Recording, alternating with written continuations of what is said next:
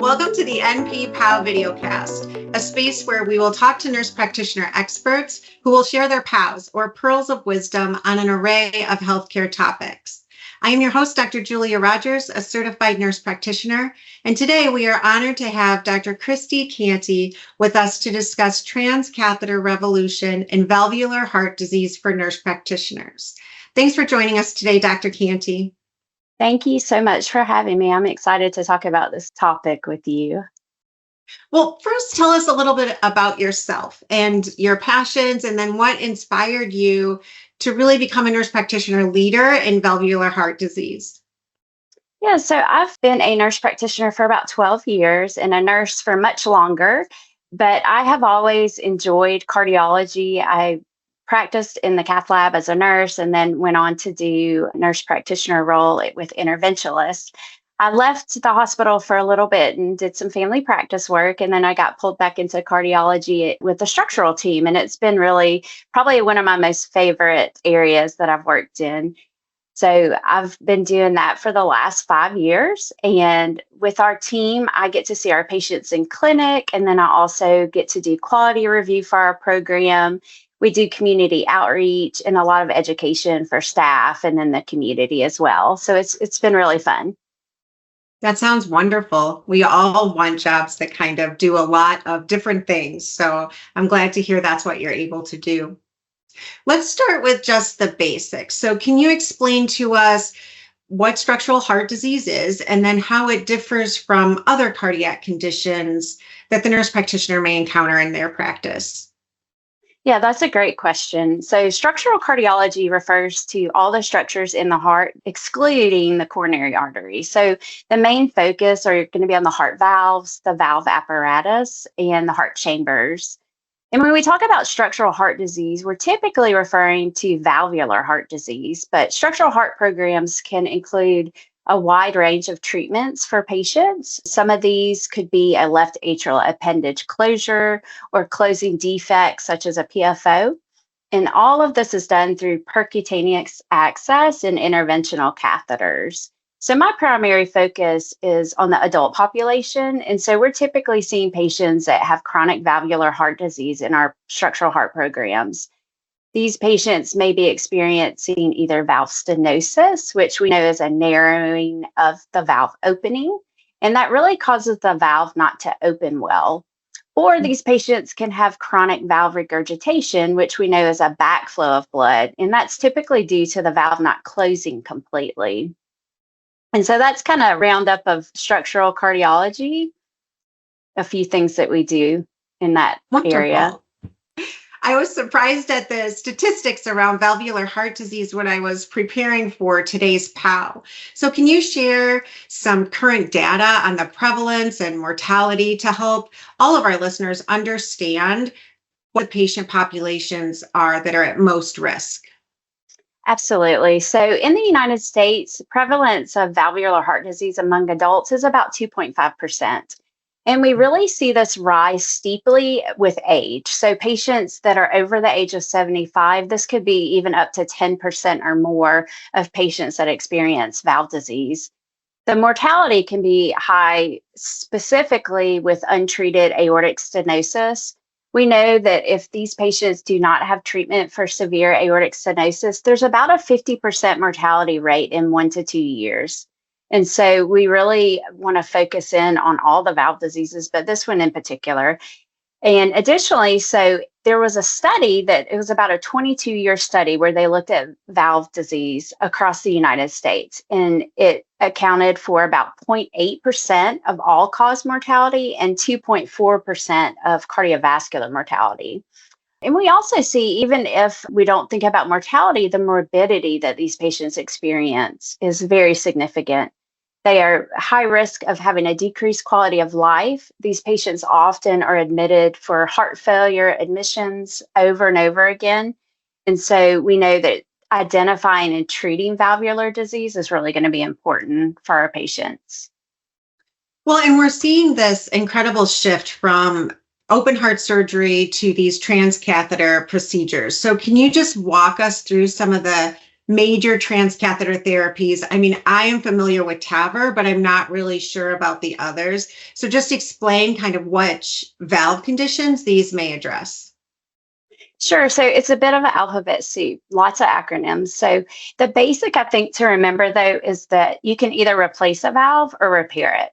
And when we think about replacement here, it means that we leave the native valve and we're implanting a new one inside the one that the patient was born with.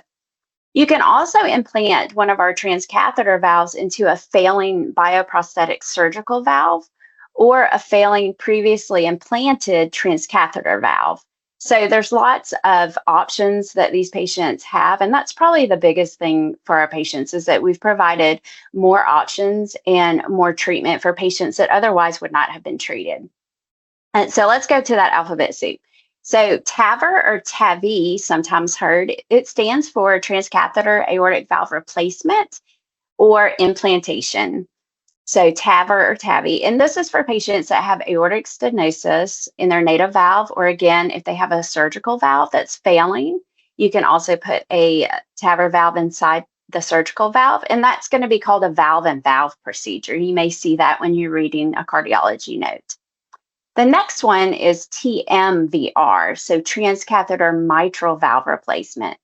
And this is going to be for patients that have had a surgical mitral valve in the past and it's failing. And so they're able to insert a valve inside there into that existing surgical valve. The third one is called TEER, T-E-E-R, transcatheter edge-to-edge repair. And this is going to be done in the mitral valve or the tricuspid valve for regurgitation. And the final one that we are going to talk about is TTVR. So this is transcatheter tricuspid valve replacement. And that again is going to be for tricuspid regurgitation. This is placed inside the native tricuspid valve. So there are a lot of different acronyms, but in general, you're either going to replace it or you're going to repair the valve. Yeah, it's come a long way, especially over the last 20 years or so. Yes, there's been a lot of advancements, especially in the last few years with the tricuspid valve and the mitral valve. Aortic valve kind of started the trend, I think, for transcatheter therapy, and we've just seen additional valves be added to the plate, the options that we have for these patients. So it's really exciting.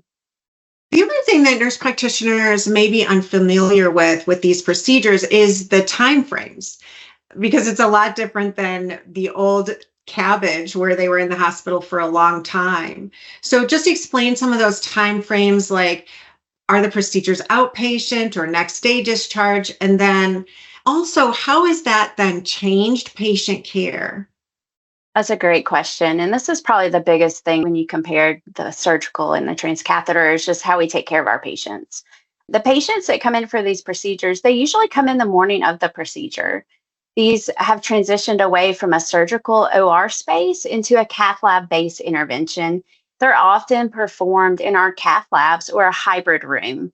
And all that means is that it can be converted to an operating room setting.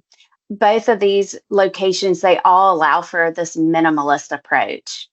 There was one trial called the 3M trial that looked at TAVR valves. And what we found were these patients had a minimalist approach and they did well with the procedures and it was safe and they had good outcomes.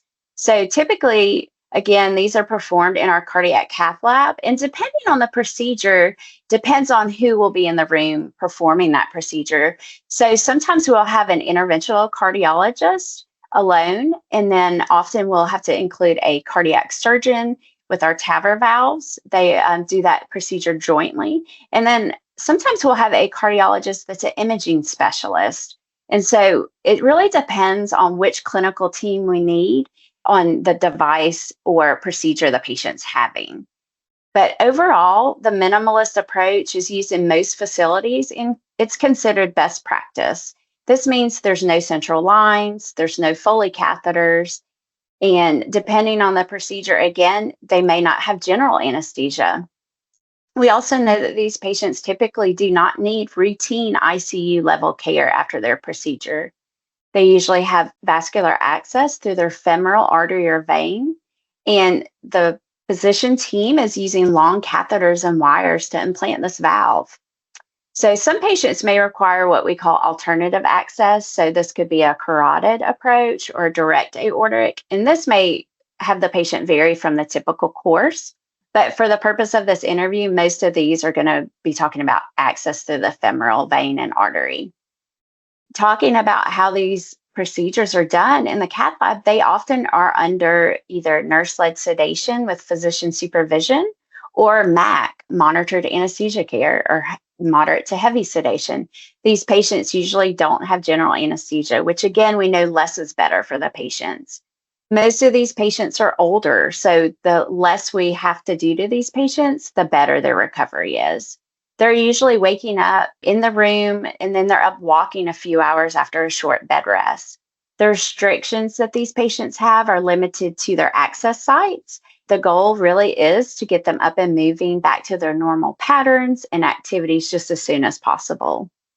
Most patients are going to be discharged the next day or within 1 to 2 days, depending on their clinical needs. But overall, when we look at our national statistics, it's typically within 1 to 2 days.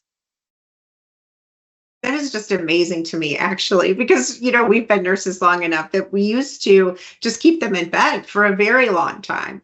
And they had a long recovery process. They knew they at least would be there a week or two, right? So this has really helped our patients get back to normal activities and start enrolling them in cardiac rehab programs. We try to enroll every patient that we have a transcatheter procedure on automatically gets enrolled in cardiac rehab. And I think that really jumpstarts their recovery and helps get them back to their life. I wanted to say something that changed even in my own personal life. I have a grandparent that was 91 years old and she needed a TAVR, and they did the TAVR, and today she's 102. So that's amazing. That minimally invasive helped.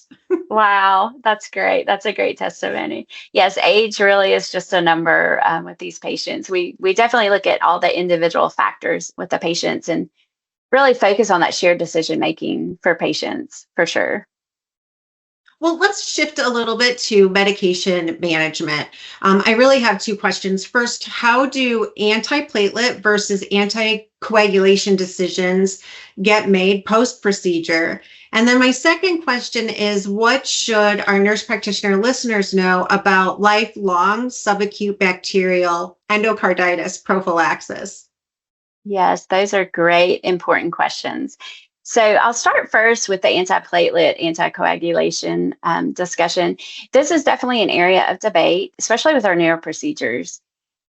And we continue to see research coming out, every couple of months, and we're really kind of looking for that evidence-based practice. So when you look at your patients, we really do have to consider comorbidities with what are we going to give these patients afterwards in regards to their medication. So for example, if you had a patient that also had atrial fibrillation and is on a DOAC or warfarin, they may not need an additional medication like an antiplatelet. And again, it really depends on the procedure. But we do see that, the more that we add, the patients really just tend to bleed, and there's not a lot of added benefit. Another scenario would be if you had a patient that had a recent coronary stent. So these patients require antiplatelet therapy, dual antiplatelet therapy, right, for a certain amount of time. And so these patients may require something different than others. So certain procedures, though, in general, such as your TAVR and TEER, with a patient that doesn't have these comorbidities, they only typically need a single antiplatelet agent, which is usually going to be your aspirin, 81 milligrams. Patients that are undergoing our tricuspid valve replacement, they are usually placed on either a short or long-term anticoagulation, such as DOAC or warfarin. And so I think the best advice I would give for nurse practitioners that are not in the structural space would be just to review that patient's discharge medications in the note from the procedure.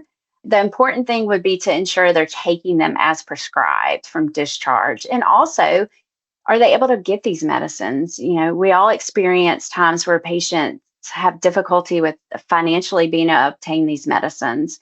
And so working with our pharmacists and the rest of our team members has really helped those patients stay on the medications they need. Switching gears to the SBE, subacute bacterial endocarditis, part of your question. So this one's a little bit easier to answer. So all valve repairs or replacements, transcatheter, all 100% are required to have this lifelong antibiotic SPE prophylaxis before dental visits. And this is just to reduce the risk of subacute bacterial endocarditis. And it's really important these patients get, told this multiple times throughout their process with the structural heart programs. But for all of our NPs that don't practice in that area, just something to remember that, yes, these patients do require that. And usually it's just one dose of antibiotics about 30 minutes to an hour before they go. Oftentimes, the first prescription is prescribed by the cardiology team, but this could be provided by anybody. So your dental team, primary care, etc. Anybody that's touching the patient should know that they have a heart valve, right? The American Dental Association and the American Heart, they have recommendations of which antibiotics to use and the doses prescribed. And that can be found online at the American Heart site. And there's also wallet cards that the patients can have that help them remember too, and just lay out the prescribed regimen for those patients. But it's definitely something important to know about these patients. Especially because sometimes I feel like patients go to their family nurse practitioner and not maybe the cardiologist that did the valve. And so it's good to know that so that they can also prescribe it if the patient needs it. That's right. Yeah, it's definitely something to kind of put in the back of your drawers in your brain there to remember for all these patients, because it definitely can make a difference. Hearing all of this, I know that I'm probably not the only one, but many nurse practitioners feel intimidated just by heart murmurs. So what are some key auscultatory findings that we should think about, especially with valvular disease? And then what kind of technology like AI or enhanced digital stethoscopes could be helpful or that you've found helpful in your practice? Yes, I'm so glad you asked this. So I still remember thinking heart murmurs, they are so hard sometimes to know if you're even hearing anything and what does it mean. So it's definitely intimidating if you don't hear these on a regular basis. In fact, there's actually a study back in 2015 that was done by the European Society of Cardiology, and they surveyed cardiologists and found that even cardiologists fail to identify about basic murmurs about 35% of the time, such as AS. And then after they were trained more, that increased significantly. So I say that to say that even cardiologists sometimes can have trouble identifying these. Point is that the human ears just may not be able to pick this up for multiple factors. Some of the factors that go into play would be a patient's body habitus. Is there a lot of noise around, the ambient noise in the room? Do they have lung sounds that are really kind of interfering with what you're hearing? And it may just be a lack of training or experience hearing these sounds, because again, if you don't hear them all the time, it can be really hard. So the AI, I am a big fan of AI and leveraging that technology for this reason. It's an excellent way to improve how we can detect it. There are AI-enhanced digital stethoscopes available on the market now that will actually alert you when you're listening to your patient that a murmur is detected. So I think this really could change the way we practice and identify these patients, especially in areas where access to specialized care or advanced imaging may be more difficult, so more in our rural settings. And there's a lot of resources that we could use with these stethoscopes. So there are resources online also. If you go to acc.org, there's a learning module for heart murmurs, if somebody wants to go brush up on that. And then in general, though, so when we talk about heart murmurs, there's several things that you have to consider, right? So we have to determine what phase you're hearing that murmur in the cardiac cycle. You have to look at the quality of the murmur and the characteristics. That all goes into our understanding of where it originates.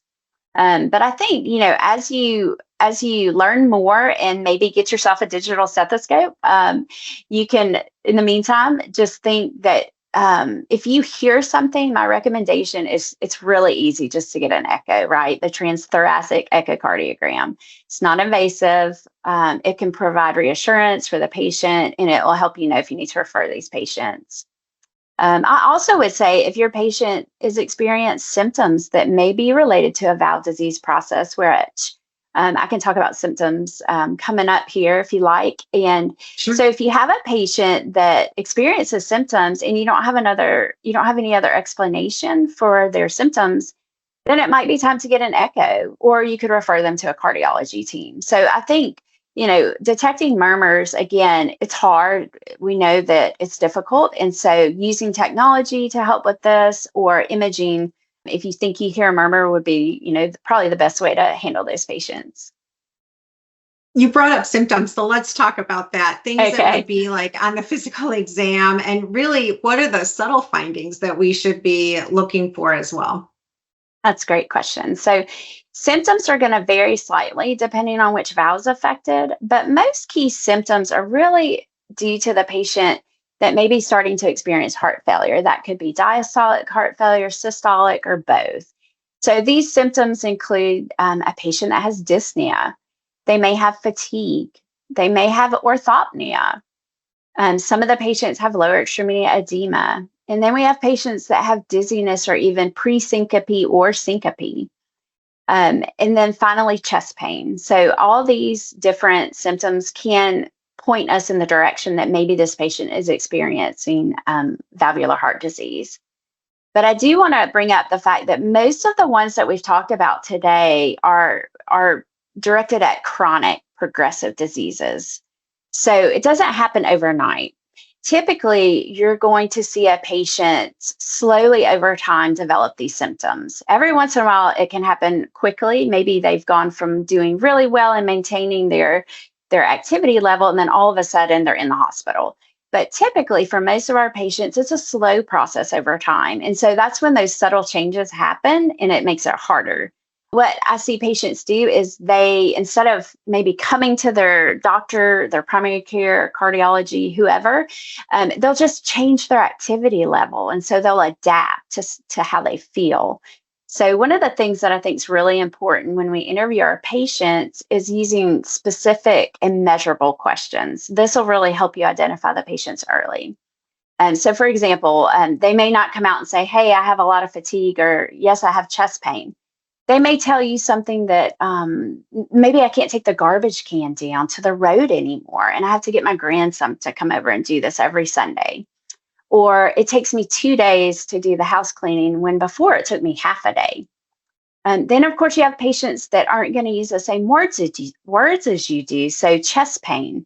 We have a lot of patients, we're here in the South, and they say they don't have chest pain, they have a twinge in their chest. And so using those patient-centered words, I think, is really important to deep dive into their symptoms, and just don't be, afraid to explore these. My lead-in question, I think that's really worked well for me over the years, is I just go in, hey, how are you doing? And then we start talking about how they're feeling, and I ask them, I say, tell me how you spend your day. Because what that does, if they tell me that they are spending their day sitting watching TV all day, then you can begin to explore, did you used to enjoy doing something else that you're not able to, things like that. And you can compare maybe a year ago, 6 months ago, what were they able to do then that they're not able to do now? And it's real interesting with patient symptoms. There's actually a study that noted about 32% of patients that did not think they had related symptoms to aortic stenosis actually did once it was further investigated.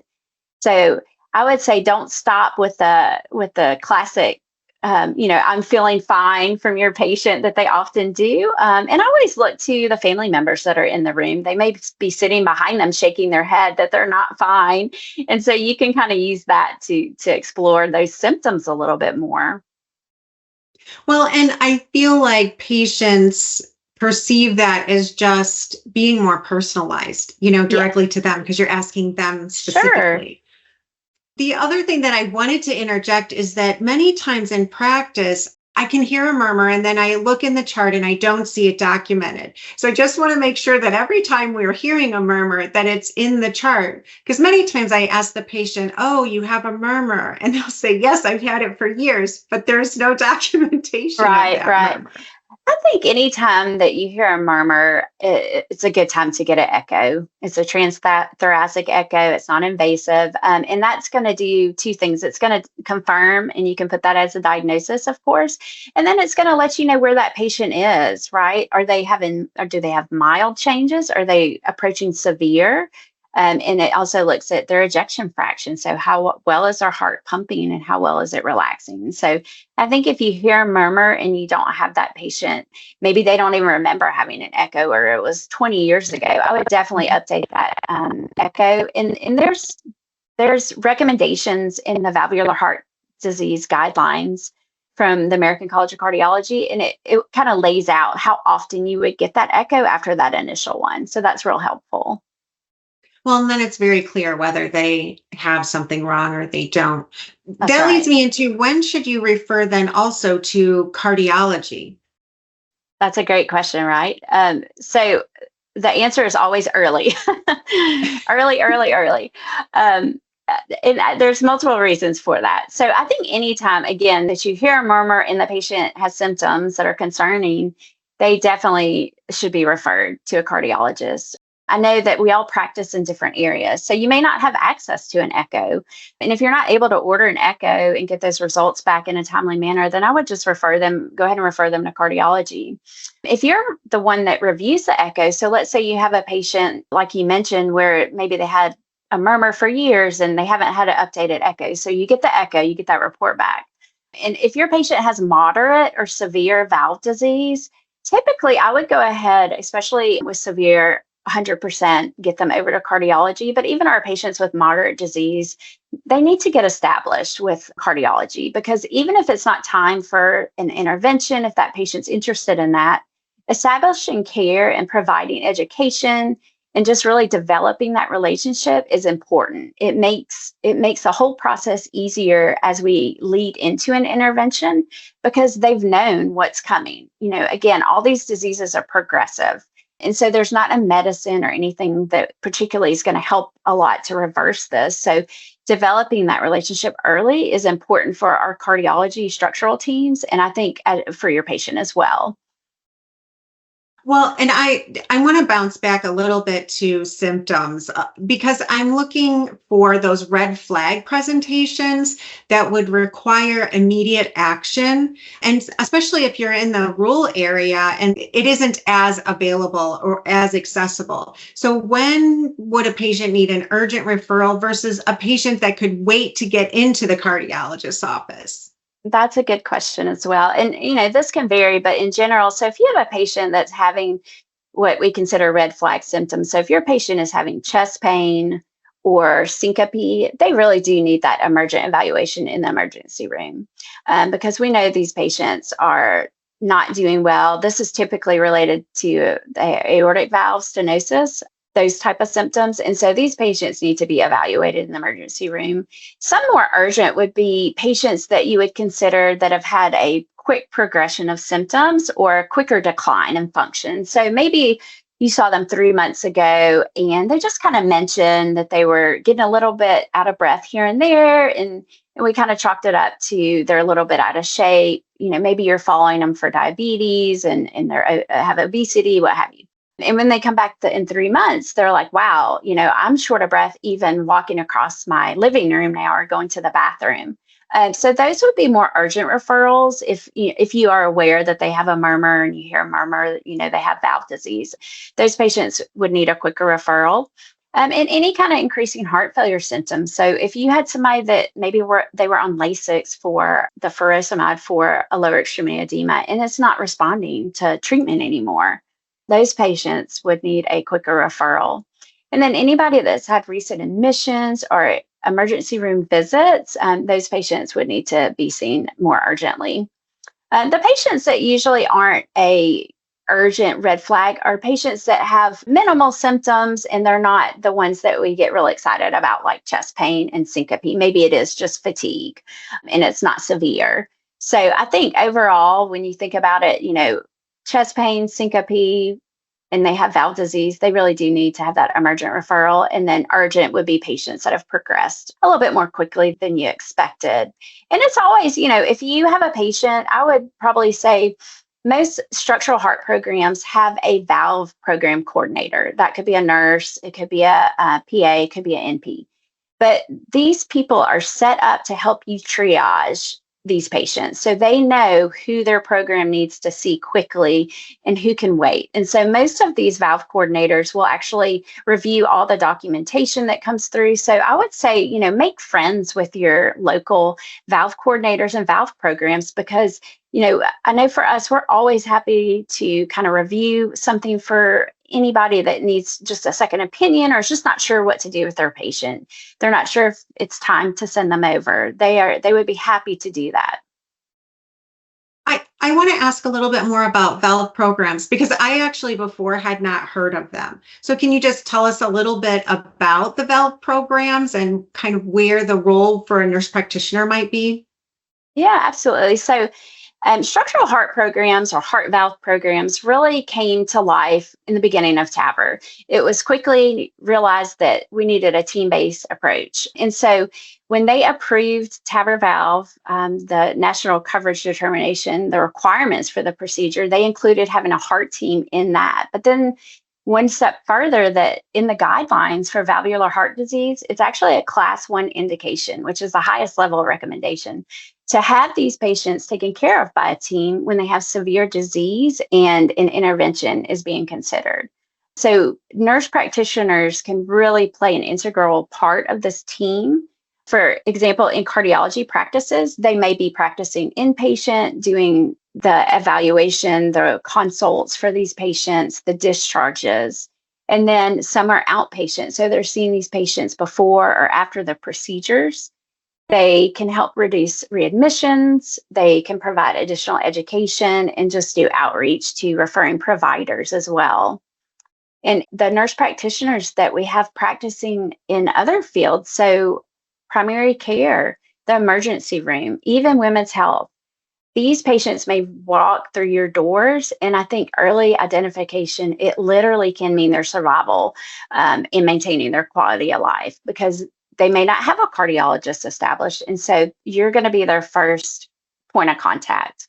So again, referring early is very much encouraged with the structural heart programs. And again, the programs are established and have pathways for these patients, and they will do a lot of testing for them and give them a lot of education. And so it's just a great way to kind of get everything they need in one place.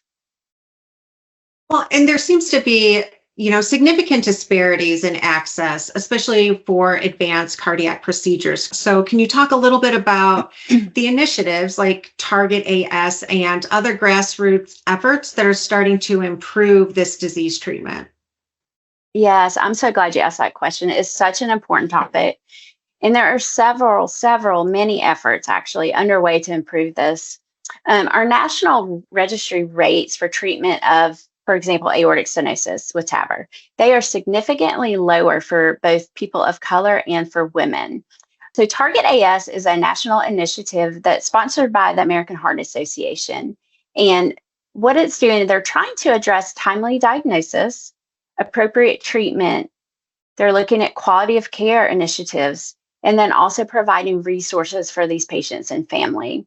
And it's really this movement, I think, in general, just to provide our patients with access is a work in progress with many touch points. So you have, of course, like you mentioned, access to care. So are these patients getting referred to cardiologists and to heart teams? And if they're not, how can we make that happen?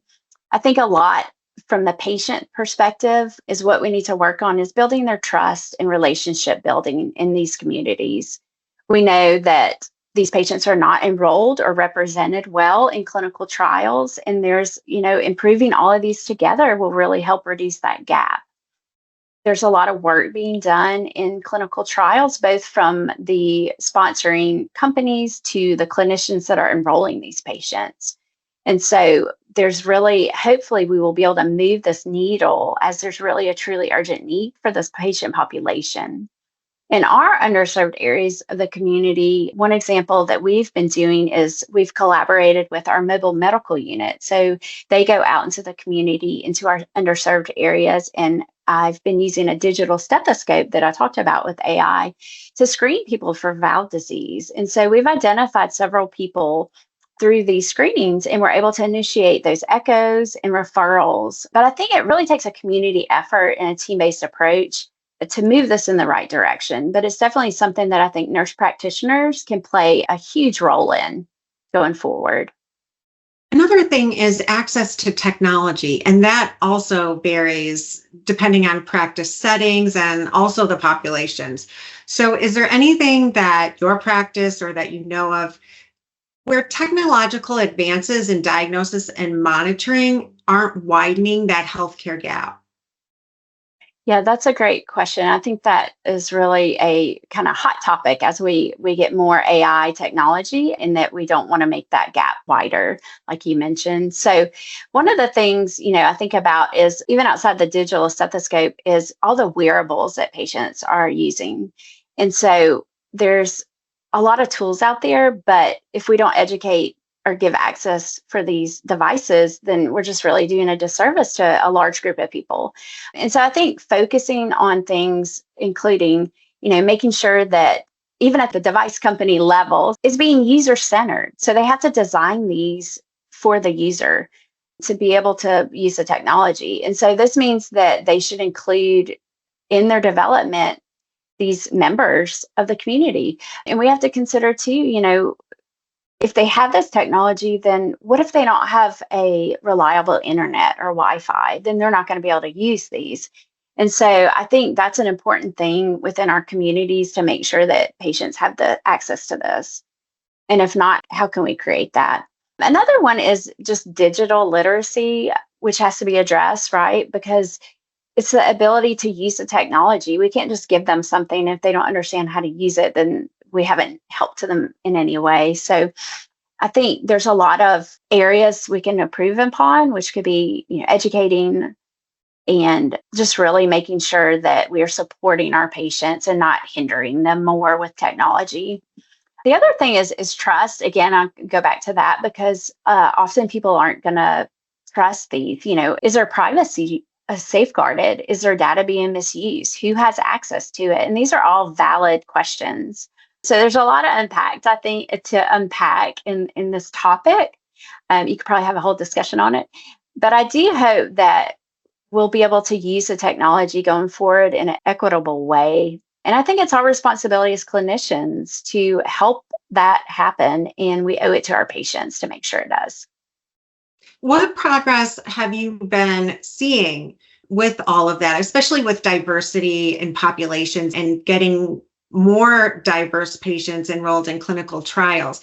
What kind of progress do you see? And then also, how can nurse practitioners specifically help address some of those disparities? Yeah, so there are a lot of efforts, again, at the trial level to improve the diversity. And most of these are being done through education and outreach, but there's also grassroots efforts in individual programs. We see it progress from the clinicians evaluating the patients, and again, the companies that sponsor them. I think as NPs, we know that patients trust us, right? Nurses are usually the most trusted group in the public surveys that are given. So I think if we talk about trials and with these patients and new opportunities for treatment and help them understand that there's a stringent requirement and oversight with these trials now, and we can encourage them to consider if it's appropriate for them and beneficial. And I think that we're in a unique position to do that, again, because I believe that the patients trust our knowledge and we can provide that at our visits. Well, obviously, the landscape of structural heart disease is really evolving and rapidly. So what kind of procedures or treatment options do you see on the horizon that we should be aware of? Yeah, so I think I feel like every couple of months something comes out, and it's all very exciting in the structural world here. So there's a few trials I'd love to kind of just hit during our discussion today. So the TriLumate for T-tier, which is a tricuspid edge-to-edge repair, that was their 2-year data came out in March of this year, and it showed that this tricuspid tier versus usual medical therapy was effective and improved the quality of life. And so they were able to sustain the benefit in TR reduction and quality of life at the 2-year mark. So that's exciting because typically there was not a lot that you could do for these patients. You don't typically see patients just having a surgical tricuspid valve replaced. The other one was TriSend 2, and that is for the transcatheter tricuspid valve replacement. This was a trial which the results of it indicated that the patients with severe symptomatic TR, that this device, along with medical therapy, was superior to medical therapy alone. And what they looked at was improving cardiovascular outcomes, primarily through improvements in their symptoms and quality of life. There was not a difference in mortality or heart failure hospitalization, but improving those symptoms and quality of life can be a really big thing for these patients. There's also trials underway to look at treatment of aortic regurgitation, because currently we don't have a device that is FDA approved for treatment of AR. One study that we really think in the structural world that's going to change the way we practice was called the early TAVR trial. This study followed those with severe AS, but they were symptomatic. So if you look in the guidelines, typically for most patients, you're going to treat them when they're symptomatic and severe, but these patients were asymptomatic. And so what they compared that to was early treatment versus that surveillance or watching and waiting. And what they found were two things. One, the patient's progression was not predictable as they thought. So there wasn't a steady line over a certain amount of time where these patients were going to convert to needing a valve replacement. It really was a spectrum. And so that was an interesting finding, because it kind of let us know that these patients might do poorly at different times when maybe we don't expect it. And the other thing it found were patients treated early for severe AS prior to symptoms, they did significantly better than surveillance when they looked at that combined composite of outcome of death, stroke, or unplanned cardiovascular hospitalization. And so it's really has us all wondering and waiting for guidelines that hopefully will be out in 2026. There should be an update. We expect an update in our guidelines, and hopefully it will include being able to take care of our patients earlier and treating them before they're symptomatic, if that's the right thing to do. Well, I'm certainly interested in reading more about it. Can you point our listeners towards some key resources or organizations or even professional development opportunities, a place where we could learn more about this topic? Yeah, so one of the best places is going to be the American College of Cardiology, so acc.org. And there are tons of resources. You can search up things, look at valve disease, and of course, heart failure and anything. All the guidelines are open access that you can look at there. If you're very interested or you are working in cardiology, you can join the CV team section. And so that gives you additional access and kind of puts you with all the people, non-physicians that are working on the heart team. So this could be PAs, NPs, nurses, pharmacists, allied health professionals. That includes the CV team section. A few others would be the PCNA, so Preventive Cardiovascular Nurses Association. They often have some great resources. And then the American Association of Heart Failure Nurses, because we know that with valve disease will often come heart failure. And then podcasts is we're doing a podcast today, so put a little plug in for that. But podcast is a great way to learn about something while you're on the go. So the ACC has a ton of podcasts about this topic. And then there's also one called the Heart Valve Collaboratory that just focuses on heart valve disease. So that one often talks about the latest trials. Awesome. Thank you for all of that. As we wrap up today, I'd really like you to share one or two of your most valuable POWs or those pearls of wisdom that truly have made a difference with your work in valvular heart disease. Yeah, so I think the first one, I kind of go back to those symptoms, right? Being able to pull those symptoms out of that patient and having that conversation in a way where they are going to give you what you need to treat them. And so checklists are great, but not so much with people sometimes. So going in there with an open mind of how you're going to talk to these patients and just ask them what they're doing day to day is going to give you a nice picture of how they're feeling and what their symptoms are. And then the second one would be just to refer early to our cardiology teams. We want to partner with our primary care, internal medicine. We want to be able to treat these patients earlier because we know the earlier that we treat patients, often they're going to have a better outcome, their survival rate will go up, and they'll have a better quality of life. Great POWs. Thank you. I really gained a lot of knowledge today about something that I really didn't know a lot about before. So, Dr. Cantey, thank you so much. I appreciate you being with us today on the NP POW. Thank you so much for having me. I also just want to thank all of our viewers and hope that you come back to hear more pearls of wisdom from our NP experts in the future. Until then, this is Julia Rogers wishing you joy today and every day.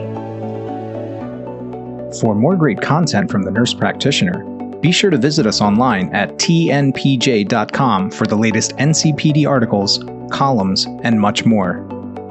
Please leave us a 5-star review on iTunes and Spotify, as it helps with the podcast's visibility and helps us to keep bringing you this great content.